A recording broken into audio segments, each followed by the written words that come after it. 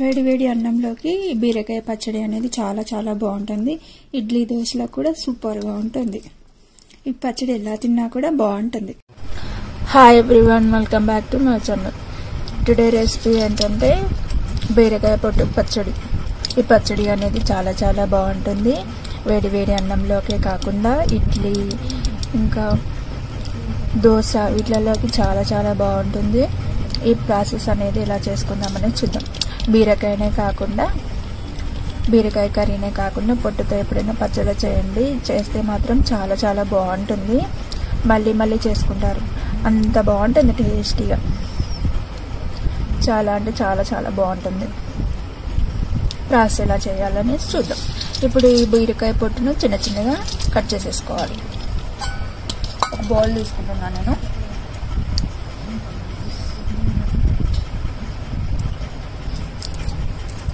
ఈ విధంగా చిన్న చిన్నగా ముక్కలు కట్ చేసేసుకోవాలి, కొంచెం తొందరగా ఫ్రై అవ్వడానికి.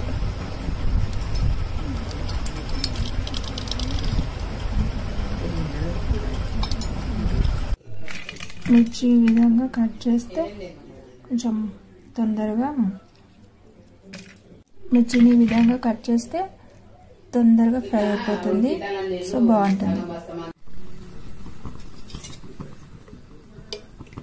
ఒక టేబుల్ స్పూన్ ఆయిల్, కొంచెం వేడెక్కాక ఇలా చక్కగా వేయించుకోవాలి. కొంచెం గోల్డెన్ బ్రౌన్ కలర్ వచ్చే వరకు వేయించుకుంటూనే ఉండాలి, కొంచెం మధ్య మధ్యలో ఇలా కలుపుకుంటూ. ఈ విధంగా గోల్డెన్ బ్రౌన్ వచ్చాక ఒక బౌల్లోకి పెట్టేసుకోవాలి ఈ బీరకాయ పొట్టు. నెక్స్ట్ మిరపకాయలు గోలించాలి. ఈ విధంగా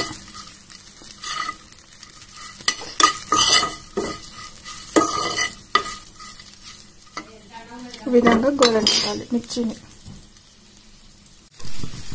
ఇలా వేయించుకున్న మిర్చిని ఒక ప్లేట్లోకి పక్కన పెట్టేసుకోవాలి. నెక్స్ట్ 2 టేబుల్ స్పూన్ల పల్లీలు. ఈ పల్లీలను కూడా వేయించుకోవాలి. వేయించుకున్న బీరకాయ పొట్టు, మిర్చి, పల్లీలు ఇవి చల్లారేంత వరకు పక్కన పెట్టేసుకోవాలి. చల్లారిపోయాక మిక్సీ చేసేసుకోవాలి. చల్లారిపోయాక ఇలా మిర్చీలు పట్టేసుకోవాలి. ఫస్ట్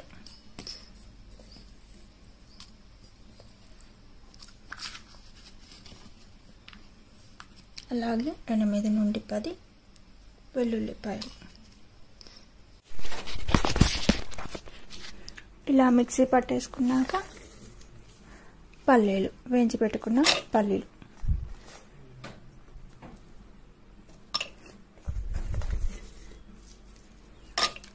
పల్లీలను కూడా చక్కగా మిక్సీ పట్టే.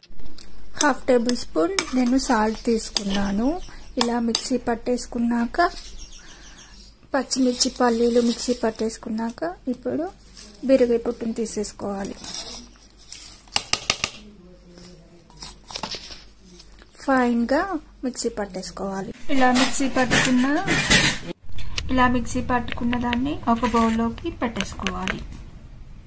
నెక్స్ట్ ఇప్పుడు పోపు చేసేసుకుందాం. ఇందులోకి పోపు ఉంటే చాలా బాగుంటుంది. 1/2 టేబుల్ స్పూన్ ఆయిల్, జీలకర్ర, 2 ఎండుమిర్చి మధ్యలోకి చుంచేసుకున్నాను. జీలకర్ర, మిర్చి వేగాక నెక్స్ట్ కొంచెం కరివేపాకు,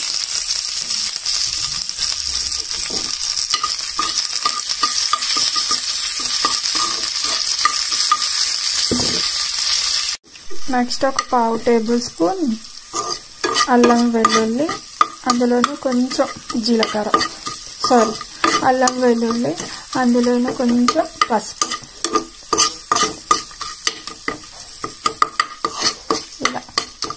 ఇలా వేగాక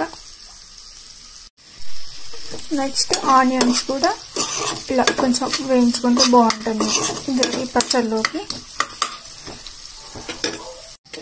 ఈ పచ్చళ్ళలోకి కొత్తిమీర అనేది చాలా చాలా బాగుంటుంది. నెక్స్ట్ కొంచెం కొత్తిమీర కూడా ఇందులో వేసేసుకొని కట్ చేసి వేసుకొని బాగా మిక్స్ చేసేసుకోవాలి. ఈ విధంగా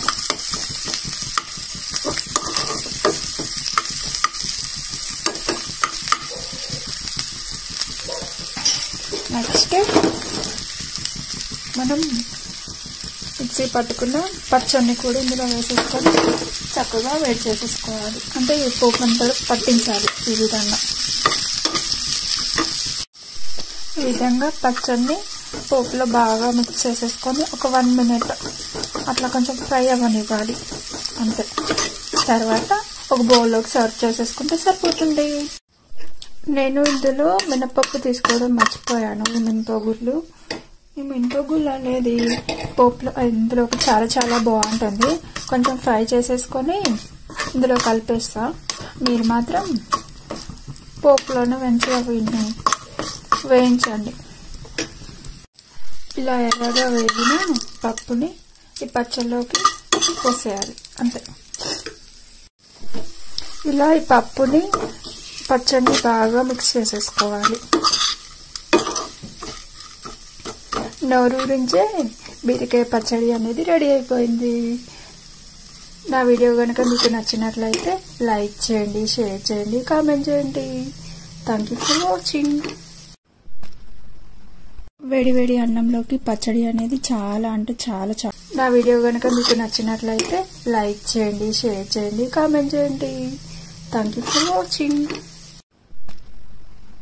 వేడి అన్నంలోకి పచ్చడి అనేది చాలా బాగుంటుందండి.